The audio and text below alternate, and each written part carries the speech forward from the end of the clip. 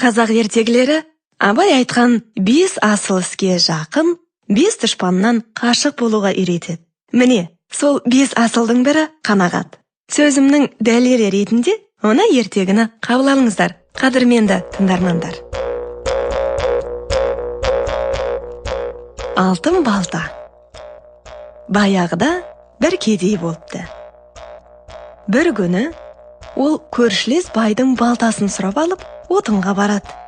Отын шауып бола берген кезде, кедейдің балтасының басы ұшып кетіп, диірмен тасын айналдырып жатқан суға түсіп кетеді. Кедей диірменші шалға келіп, балтамды алып бер деп жалынады. Шал диірменін тоқтатып, суға қолын тығып жібереді де, бір алтын басты балтаны алып шығады. «Мынау ма балтаң?» дейді диірменші.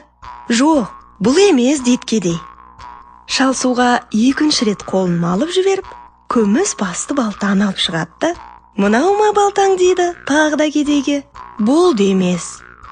Диірменші үшінші рет қолын суға малғанда, қара темір балта ілігеді. Сол кезде ғана кедей, «Міне, мынау менің балтам» деп қолын соза береді. Диірменші кедейді тоқтатып, «Шырағым, дүние қоңыз емес, адал жан екенсің. Сол үшін мына балтаны сыйға ал. Оның сен сияқты кедейге тигізер пайдасы көп. Осы балта қолыңда тұрғанда күн көрісің түзелер. Тез арада ел қатарына қосыларсың» деп, оған алтын балтаны береді. Алтын балта сиқырлы екен. Кедей балтаны әкелген күннен бастап құлшына еңбек етеді. Отынды да өндірте жара. Сөйтіп, ісі оңға басылады. Үйге береке кіреді. Бір күні көрші бай кедейден осының сырын сұрайды. Кедей жасырмай барлық болған оқиғаны айтып береді. Бай баяғы кедейге берген қара балтасын алып, отынға барады.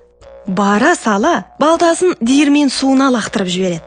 Диірменшіге «Балтамды алып бер» дейді. Шал судан алтын басты балтаны алып шығуы сол-ақ екен. Бай «Менің балтам, мынау менің балтам» деп тура ұмтылады.